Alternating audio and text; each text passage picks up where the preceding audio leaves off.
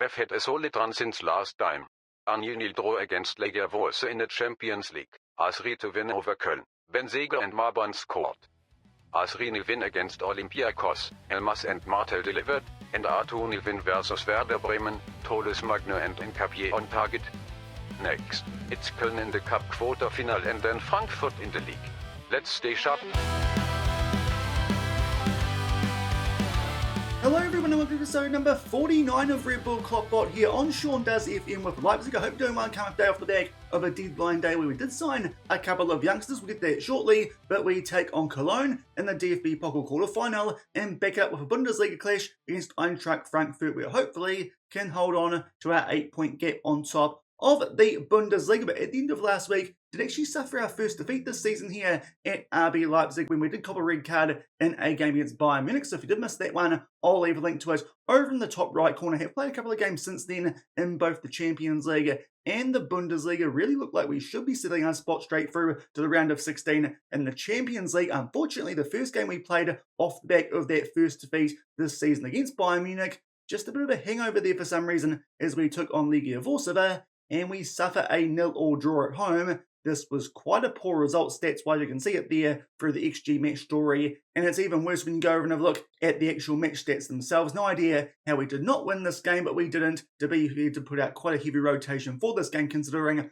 I thought Legia Warsaw would be a team we should be able to handle with our fringe players. But unfortunately, that wasn't the case. A little bit of a hiccup there, which did see us just go right on the verge of dropping outside of that top 8 going into our final Champions League match day. Thankfully, though, got back on track with that 3-0 win over Olympiacos. Quite good display this one, albeit it did take us a little while here to score goals. The second half where Elmas, Martel and Nkapie popped up with goals to thankfully pick up a 3-0 win there. We go and look at the Champions League itself. In the end, actually qualify relatively comfortably, looking in 4th, but only 1 point clear of Marseille, who just missed out. So it was actually very tight up there near the top of that Champions League phase this season, but thankfully we go through in 4th place. Bayern Munich, unfortunately, also get to skip the first knockout playoff round this season. Dortmund, no diff to go into that, and Bayer Leverkusen, they did just miss out by a single point. Also worth noting that Legia Warsaw actually did charge up that table off back of that draw that they did pick up against us,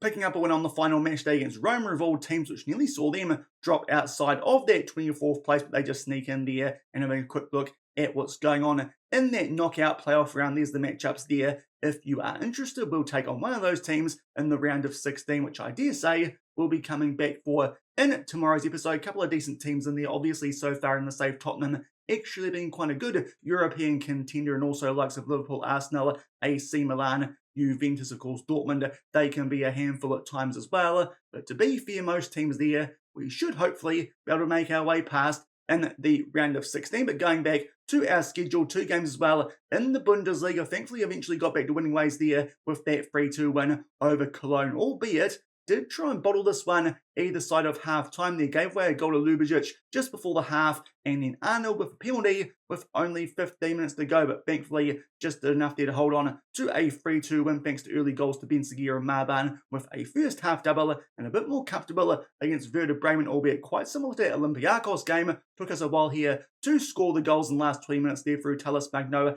and Pedro Nkapie. So 2 wins from 2 in the Bundesliga since that Bayern loss, and just doing enough there to make our way straight through to that Champions League round of 16. The Bundesliga table going into today's episode shouldn't change before we do take on Eintracht Frankfurt in that second game. We're on top, and these days it's by 8 points. Bochum, they continue to just drop points a little bit more regularly than they were in the first half of the season. So Dortmund and Bayern have both gone above them. Bayern are now starting to look like they might get their action gear in the second half of the season. But to be fair, they're still 10 points behind us and only 14 games left in the Bundesliga season. So hopefully we can maintain that gap over those guys by picking up that win over Eintracht Frankfurt in the second game of today's episode. But before then, we take on Cologne in the DFB Pokal Quarter Finals. Now, Cologne, as you can see there, are all the way down in 16th, just 1 spot below Bayer Leverkusen in that relegation playoff positions. Not having too good a season here are Cologne, which is a quick look at the club. You can see there that we did, of course, beat them 2 games ago, albeit they did come back late and make that interesting. Either side of that, though, they have taken points off Werder Bremen and Hoffenheim. The manager does like a 4-3-3. Their captain is their goalkeeper, and Schwabe looks half decent. but we've certainly got better players than that. And both our goalkeeping options, Simon will start this game with it being the cup. We've also got Ljubic there, the vice captain who scored that goal to make it 3-1 in that league game, handy player. But again, should have quite a few better options than him. Their key player, Anderson Duarte, I'm pretty sure that's the same case as last time we took these guys on camera. Handy player, but again, we've got players here at the club a lot better than him. So to be fair, this is a team that we should be getting past. Hopefully can do that as well, because the DFB Pokal this season only really Bayern Munich left, who are a decent threat to us. You would think to retain this competition, Bayer Leverkusen are also there, but you just saw where they were on the Bundesliga table, not having that good a season. But to be fair, should be a good chance to make their way through to the semis, just like Bayern Munich, considering those two teams do take on some from the two Bundesligas. So be fair, this does look like the headline clash here in the quarterfinals of the DFB Pokal. Also, before I forget, did of course sign some players on transfer deadline day, but to be fair, both of them are down in our under-19s, couple of wonder kids with that spare 35 million that we did have in our budget. Laudinezio we got in from Sao Paulo for a release clause of 11.25 million. Here's what he looks like. He's another centre-back, which the KloppBot does really like to hoard, it feels like, here currently at Leipzig. But to be fair, this guy can also do a job in ball-winning midfield, so maybe that's where he'll end up in a couple of years' time. But for about 11 million, that looked like a good pickup there for a player with 4.5 star potential and with even more potential and a slightly lower upfront fee, albeit could rise to a little bit more once those installments do kick in. But Miodrag Kuzmanovic comes in from Sturm Graz. He is a striker, same current ability, a little bit more potential out of Serbia. So hopefully he'll end up being a decent striker as well as the one we signed at the start of the season from Mexico, who is still out there on loan. Unfortunately, both those guys we couldn't actually find loan moves from on deadline day, so they're currently sitting in our under-19s, but a couple of pickups there on the relatively cheap to build our wonder kid stocks here at RB Leipzig. But to be fair, neither of these guys are probably going to feature in these games that we do play during the course of today's episode. Thankfully as well, we've got no injuries and most players back from AFCON, albeit Ousmane Diamonde is currently on holiday because the Ivory Coast did make it quite far in AFCON to the semi-finals, and he needs rest. So Diamonde won't be here at the club for both these games in today's episode, but that's the only player that we're missing for this doubleheader. So hopefully we should be able to find our way through to the DFB Pokal semi-finals as we take on Cologne. And here are the team sheets for this DFB Pokal quarterfinal. First up, the home team here. They are going with that 4-3-3 mixed recent form, but obviously did push us quite close in the Bundesliga a couple of games ago. And to be fair, we are going here with pretty much a full rotation, apart from down our right-hand side where Conor Bradley's at right back and Mohamed Kudus at right wing, because they're the only first team players not on a heavy workload. So we are quite tired going to this game, but hopefully can still pick up a win even with a rotation in this DFB Pokal quarterfinal. And so far this first half hasn't been up to a heck of a lot. There wasn't really highlight where Mohamed Kudus did have a shot, but it was one of the weaker ones you've seen and wasn't on target. We get a highlight here just before halftime, and their key player in Anderson Duarte will somehow curve that one around Seymour with a little bit of help there from the inside of the post in Cologne. They take a lead here just before halftime. To be fair, that's a really tight angle there for Simon to be getting bet from. Not too sure there about the work from our goalkeeper. To be fair, has been very good so far in these cup competitions, but 1-0 down here at halftime. Now, Kudus did pick up a knock during the course of that first half. I did think we'd wait till halftime to take him off there for Nalahul Veja, so it does mean now going even more rotation for the second half. But to counter that, we'll bring on Talis Magno at left wing and Sesko up front for a couple of players there who are struggling in Udrago and Marban, but not too happy with that first half. To be fair, have been on the front foot, but just no shots on target. So it feels like here we've been the better team so far in this game. Get a highlight here quite early in the second half. So hopefully these changes can work. Also worth knowing, of course, that Norby, still one of our first choice centre-backs currently at the back in this game alongside Shabalala. But thankfully, those changes have been impacted quite early here in the second half. We work something there down our left-hand side, and Talis Bangdo will pick up a goal pretty shortly after coming off the bench. We get the ball there to LG Falmas, goes back to Magno just outside the box, makes his way inside there. That shot might have taken a deflection to take it past Schwabe, but thankfully not behind for too long here in the second half. We make it 1-1. And only a few minutes off the back of that equaliser, now got a free kick here, albeit it is inside of our own half, but not too deep. Shabalala plays that one there to Manga. Now Diaz, he'll find Veja there with a nice pass. We'll float that one far post there for Benjamin Sesko, who's back from injury and puts that one home with his big old head, and that makes it 2-1. So thankfully, two of the subs there that we made at halftime will remake an impact. And also, of course, Veja he came on as well for Kudus. So to be fair, so far, these subs that we've made having a big impact in the first 5 minutes of the second half. We go from 1-0 down to 2-1 in front. And it's been a quiet game so far, highlight-wise, apart from the goals that you have seen. Nothing off the back of that second one scored through Benjamin Sesko, but time for us here to make our last couple of subs. Kevin Keir's picked up a yellow card, and also Connor Bradley is just dropping down to a bit of a deeper yellow hut. So Malhero at right back and Hincapi can come on at left back. Those will be all our subs used with 15 minutes left, still 2-1 in front. And we just snuck our way into the last 10 minutes of this game. It's still been pretty quiet apart from the goals that you have seen, but now time for us here to start time wasting just a little bit, seeing as this game is quite close, kind of similar when we took these guys on in the league, but unfortunately this time have to come from behind, but so far it is working. Manga, Almas and Diaz all sitting there on some red hearts, but hopefully that won't prove too costly late on in this game, especially as all those players are rotation ones. They shouldn't feature when we take on Eintracht Frankfurt in the Bundesliga. Next up now, make our way into 4 minutes of added time. We'll just up here our frequency of time wasting and also just drop down the passing directness and our tempo ever so slightly. But to be fair, that was a relatively highlightless game there that we have seen, but thankfully just off the back there of a Duarte goal, run the stroke of halftime, somehow beat the assignment from a tight angle. Couple of subs there at halftime made a big difference. Talis Magno and Benjamin Sesko, they pop up with goals, and it's just enough there to see us go through the semi-finals of the DFB Pokal. So certainly not a vintage performance from us here at RB Leipzig, but it's enough there to get the job done and make our way through to the semi-finals. Hopefully during the course of today's episode can find out who will take on in that semi-final. If we can avoid one of Bayer Leverkusen or Bayern Munich, that would be quite nice, because to be fair, that other tie did look quite weak, isn't taking place yet, but Bayer Leverkusen and Bayern Munich indeed, they beat the teams from the 2 Bundesliga and will be in the hat there for that semi-final draw, but still alive here to retain the DFB Pokal off the back of that win over Cologne in the quarter-final.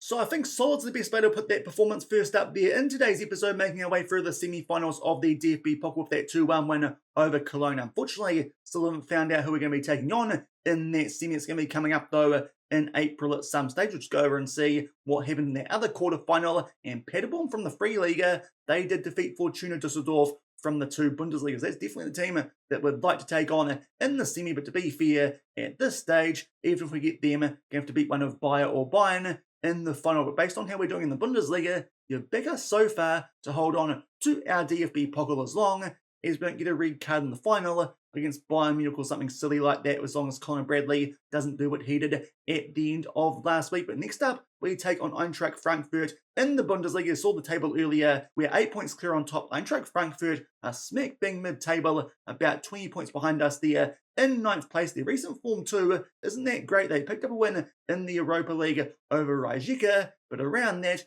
they've been thumped by Bayern, lost to Besiktas, and also got beaten by Bochum. So based on that form, you'd like to think this is a team that we can be. Being their manager, he likes a 5-3-2. Their captain, Shkiri from Tunisia, who is a centre-back come midfielder. It's again a case here, though, quite similar to that Cologne team of players, who we should have better options than. Robin Koch is their vice-captain, the former Leeds United man, and their key player, Hugo Ikitike. I think it's the same case as the last time that we did take these guys on, a handy striker, but certainly we have better options in both Marban and Benjamin Sesko. Unfortunately, despite all that rotation that we did pull for that last game, still got quite a few first-team players here who come to this one on a heavy workload. So it does mean a bit more rotation than I would like for this game, especially being in the Bundesliga, where it would be quite nice to at the very least keep that gap to 8 points before we get stuck back in to the Champions League knockouts. But a bit of a rotation with all the players that we do have on a heavy workload. Also, Adam Asnau gets a run coming back up from our B team for this game, seeing as both Hincapi and Kevin Keir are on a heavy workload. Also, Mohamed Kudus did, of course, pick up a knock in that first game. In today's episode, he has recovered, but not quite enough full green hearts. We're actually not going to use him in this game. Have options in Vaya as well as Killian Salk, and of course, Michael Zeitz from our under-19s these days, since Salk has come back from that injury. So we're going to risk Kudus. So a lot weaker team here than I'd like to have for this game. Kudus, just a bruised ankle, but still, we'll play things safe here with some Champions League games coming up, probably in tomorrow's episode in that round of 16, but hopefully can still find a way here to pick up a win away from home and keep our gap on top of the Bundesliga. And here are the team sheets for this Bundesliga game. In today's episode, first up, the home team Eintracht Frankfurt, indeed going with that 5-3-2. Does look like quite a strong team there, but 5 at the back to be fair. Don't take that on too much here in the Bundesliga. Now, in terms of us, quite a few changes. Norby partners Lukeba at the back, of course, with Diamonde still on that break. You did see before, we've got Asnau at left back, as well as that, we've got Salk at right wing, Segura in the cam role, Udrago out left, and Marban up top. So the beefy, most of our changes, they do come in attack, but hopefully can still score some goals and pick up a win in Frankfurt. And just shot the 15-minute mark, you get the first highlight of this game. It's Eintracht Frankfurt here with a throw, and hopefully this rotation that we have kind of been forced into doing won't prove too costly here, allow teams like Dortmund and Bayern Munich to close the gap on us, especially because Bayern Munich are starting to get their acting gear here late in the season. Poor back pass there, Marban gets on the end of it, tries to chip the goalkeeper, but unfortunately it's a crossbar challenge. It's not training Marban, so unfortunately, no points for that one. We miss a big chance then. Benseguir with a shot from a free kick that comes off the woodwork, albeit are going to be allowed here to keep the pressure on Drago. Does get that ball from a header clear there from Eintracht Frankfurt. Now Caicedo plays that one forward to Norby before going across there to Lukeba. Martel picks out Bradley in space there down our right-hand side. Hopefully, no red cards from him today. Martel, though, got on the ball, bit of a loose touch, but a poor clearance there from Eintracht Frankfurt. We get the ball back there through Asnau. Now Caicedo with a long-range effort, but unfortunately, that one also comes off the woodwork, going close, but still 0-0. And lots of the action in this game, about halfway through the first half, and again here on the attack with a throw inside of the final third, and Asnau does get on the attack, looking there for the top right corner, but unfortunately that one goes sailing over the crossbar. So still locked up at 0-0, but so far complete one-way traffic. Will encourage the boys, and just as we do that, there's another highlight, and again a throw in for us here inside the final third. Some good short passing with Drago, does get a shot off, but a good save there from Carnesian goal, either that or it came off one of the Eintracht Frankfurt defenders. Does mean though get a chance here from set piece. Benseguir puts that far post, Martel on the volley, but unfortunately can't hit the target on the front foot. A half hour in 12 shots, but still 0-0. Yeah.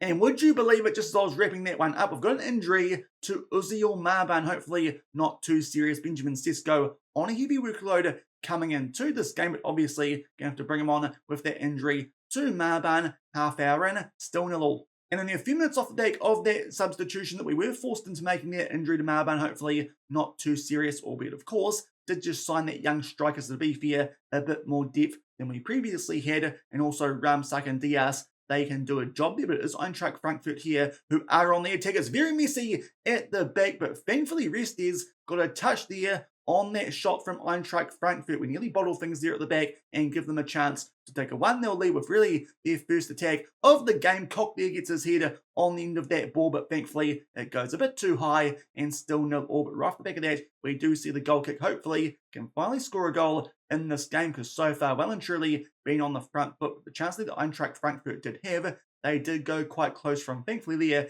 Ikatike with a bit of a loose touch. It did mean that Norby can get that ball back for us. Goes back to Restes, who picks out Bradley, and a fair bit of space there down our right-hand side. Now Sock starts to make his way in there towards the edge of the box, plays it back to Bradley, to Martel, squeeze that one nicely for Caicedo. Can't quite hit the target though. Lots of highlights, but not too many shots on target. Still 0-0. And the highlights continue here. Eintracht Frankfurt with a free kick, a good foot in there though, and a chance for us here to do something on the counter attack. And Benjamin Sesko makes his way inside the box, but skies that one. So far our attackers just not good enough in front of goal. Still scoreless, 5 minutes shy of half time. And then I have a brief chance to catch my breath there off back at all those highlights in the first half. We're going to half time here, locked up at 0-0. Obviously injury to Marban, not ideal, but Sesko's come on, had a big chance which he's missed. It seems like here struggling to meet the pace of the game, which is interesting coming off the bench. We do have the Salk on a 6.5, but to be fair, the replacement for him and Zeitz, not too great for this game. So I think no subs there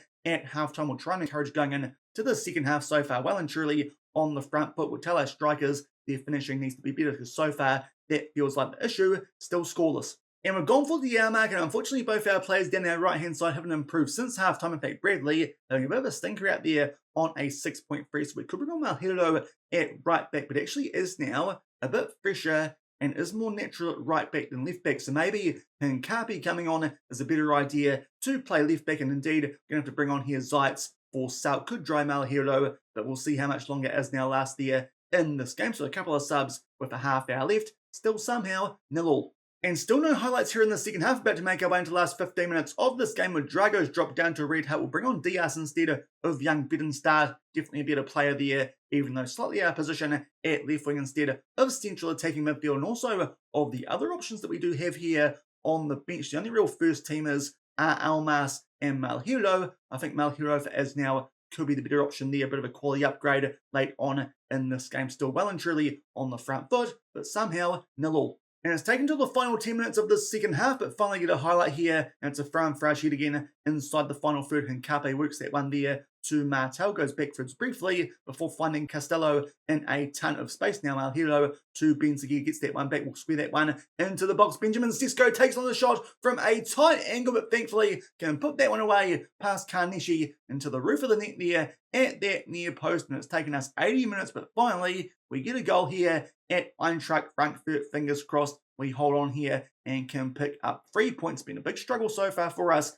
in this game to beat Karnishi, but finally Benjamin Sesko gets the job done. Up until then, we're struggling a little bit too on a 6.4. Off the back of that, we do have a corner, but unfortunately that one goes just over the bar. We're about to make our way to the last 5 minutes of this game. It's quite similar to that Cologne one in the cup. I think it's time for us here to start time wasting ever so slightly late on in this game. A couple of players out there are now down 2 red hearts, and in fact, right off the back of that, there is a free kick there to Eintracht Frankfurt. Actually do quite well keep hold of that ball. Guzman, who I'm pretty sure was a player we're looking at signing when I first got here to the club. Thankfully, found some funds so we could sign someone a little bit better, but he was on the ball there for Eintracht Frankfurt. They do get on the attack, but thankfully Ekatike was offside. To be fair, just enough there to deal with that through our defence. We're about to make our way into 4 minutes of added time in this game. Probably should start time wasting a little bit more, but it's quite late now, and we do hold on. It's a 1-0 win. Definitely a game there, as you see that XG match story where we should have scored more goals. Losing Marban might have affected us there a little bit. To be fair, Benjamin Sesko did come off the bench, so we definitely upgraded there, and also in a couple of other positions with the subs that we did make with a half hour and 15 minutes left. Thankfully, that's what helped us out, because Pedro Malhero, he squared the ball there for Benjamin Sesko, who just did enough there to beat Karnishi with 10 minutes left. So eventually we get a goal and pick up a 1-0 win. And for now, that sees our gap on top of the Bundesliga go to 11 points.